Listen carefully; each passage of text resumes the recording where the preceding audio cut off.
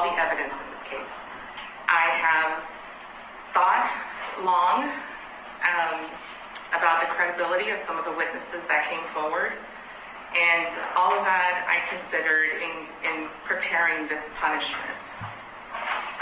I've heard the arguments of both sides of the attorneys. Thank you both sides for your excellent presentations throughout this whole trial.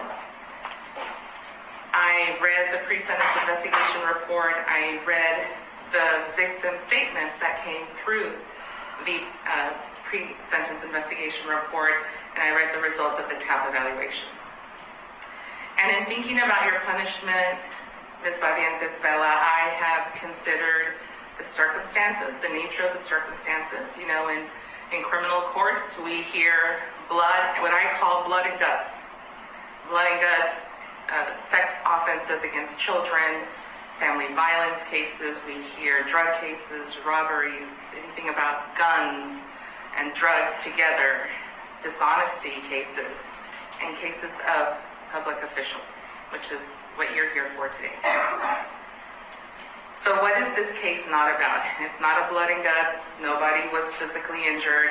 There's no child that was hurt. There was nothing egregious about the nature of the circumstances in this case. However, there was a lot of evidence about threats and intimidation and hostile work environment and things that different witnesses described that stem from your elected position.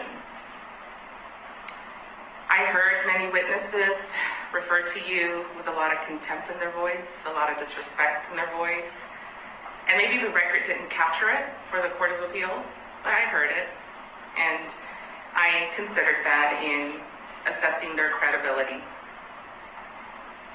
I also have to think about the seriousness of the offense, right? And the reason that I have to consider that is because we live in a country that is governed by the rule of law.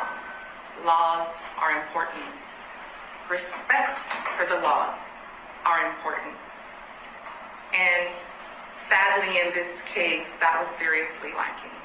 Not only by you, but I saw that from some of the witnesses too. In fact, one of them walked away with a dismissal.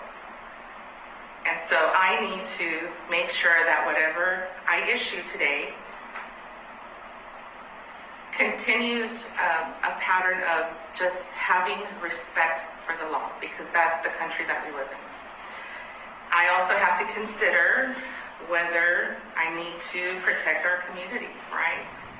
I'm not concerned about that. You are no longer an elected official. You will no longer have, our community will no longer be at risk in that regard. I have to consider your history and your characteristics. You know, it's interesting when anytime that we get to punishment, people want to give judges ideas on what to do, and I don't think they've ever read Section 42A of the Code of Criminal Procedure, and that requires us that we give a sentence with the best interest of justice, the public, and the defendant. So I have to consider your life, your contributions. And I have to say that I liked Richard James yesterday, and I liked your sister-in-law. I liked what they said. I can tell you are loved and respected by your family and supported. And I do believe you have strong ties to your community. I do believe your husband and you have created a business that works for you. So what is available to me as a sentence? Well, straight out prison, short probation's available, straight probation with no jail sanction, and probation with a jail sanction. And today my sentence will be probation with a jail sanction, and this is why.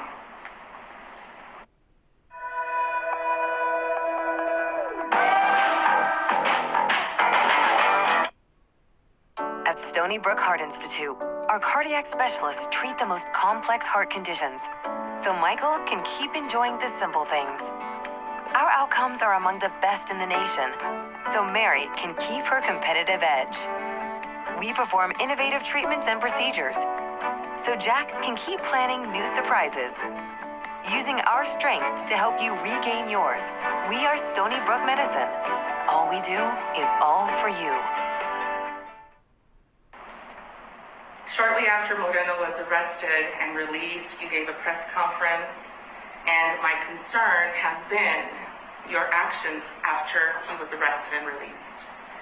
Because in that press conference, in front of the courthouse, you said yourself, I don't answer to nobody. I am the elected official. I am the top boss in the whole office currently right now. Those were your words.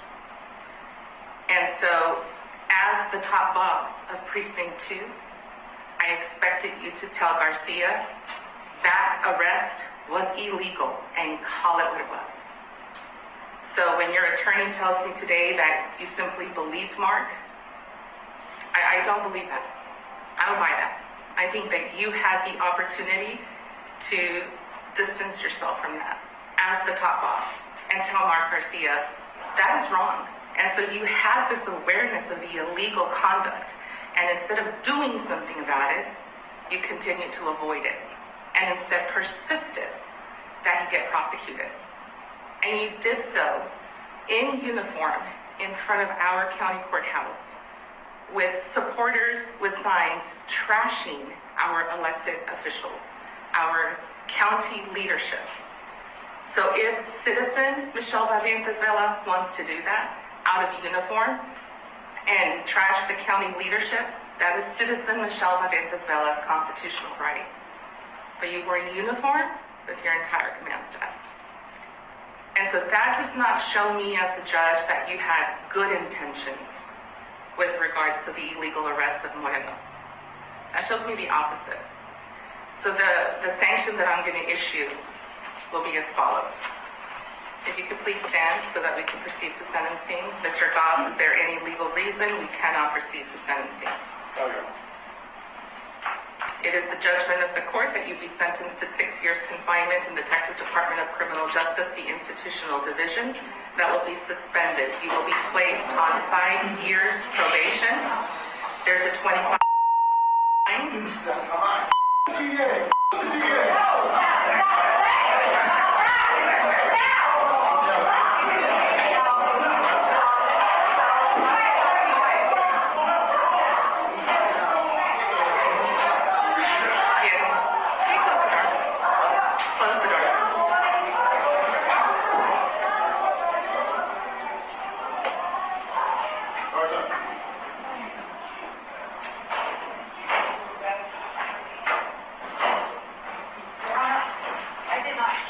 I'm going to start over.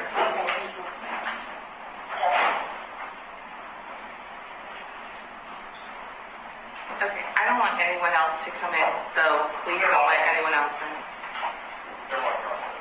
Okay, I will continue. I will start over.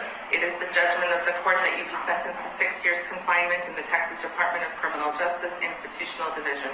That will be suspended. You will be placed on probation for 5 years. There's a $2,500 fine plus court costs.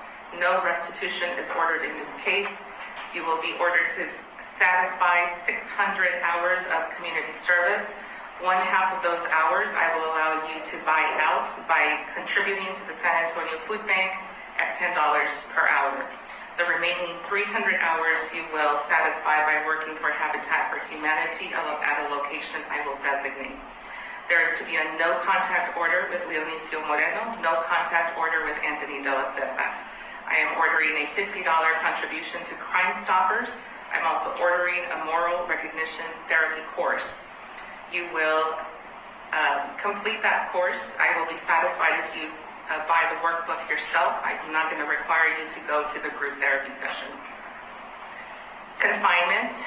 As a condition of your probation, 90 days confinement in the Bexar County Jail. I am going to hold that in abeyance until the results of the appeals are exhausted, but I am ordering it, I'm imposing it once all of that is finalized, and I will decide how you will serve that confinement. I have options. Ms. Barrientos Vela, this is a plea bargain case.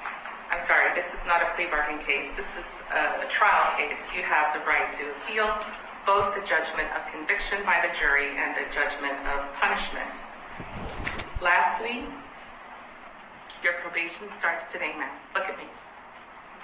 Your probation starts today. You have certain appellate rights with regards to a motion for new trial, a notice of appeal.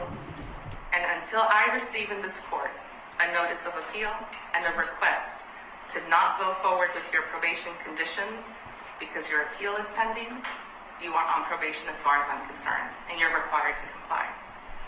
And it is up to you if while your appeal is pending, if you want to continue with your conditions. If you don't want to, the law says you can stop, but you will resume as soon as that mandate returns. If everything is affirmed, you start off where you left off. But for purposes of today, you start your probation with me today. I don't have to tell you, I take probation very seriously. I don't mess around with probationers. No reports from you are the excellent reports I want to hear. That you have been a model probationer is what I want to know. I want you to have a seat. You have to sign your conditions of probation. And I will give you the trial court certification of notice to appeal. Now, this is how we're going to evacuate the building. I need to make sure the hallway is secure. And if not, if Mr. DA, if you can go through the back, probably a better. Your Honor, and we do have a notice of appeal that we would like to take to the court at this time. We do understand that I will communicate with our appellate counsel that you also want an intent, further intent about what they plan to do or what he is advising should happen. Since after this point we're going to ask for a motion to withdraw, Mr. Gross will be her counsel for appeal. He will be communicating with the court. I would hold off until her appellate counsel files that. I would file that today if I were you. He asked me to file it today. I understand, but there's other things that he needs to come and talk to me about before that notice of appeal. I understand. The motion for new trial is due first within the first 30 days of my plenary power. Yes, Your Honor. You have the right to file a notice of appeal within 90 days of today if you file a motion for new trial. Yes, Your Honor. So if you file that notice of appeal, you're going to cut yourself some time off significantly. Yes, Your Honor. So please consult with appellate counsel before you do that. Yes, Your Honor. That is all I have this afternoon. We are in recess.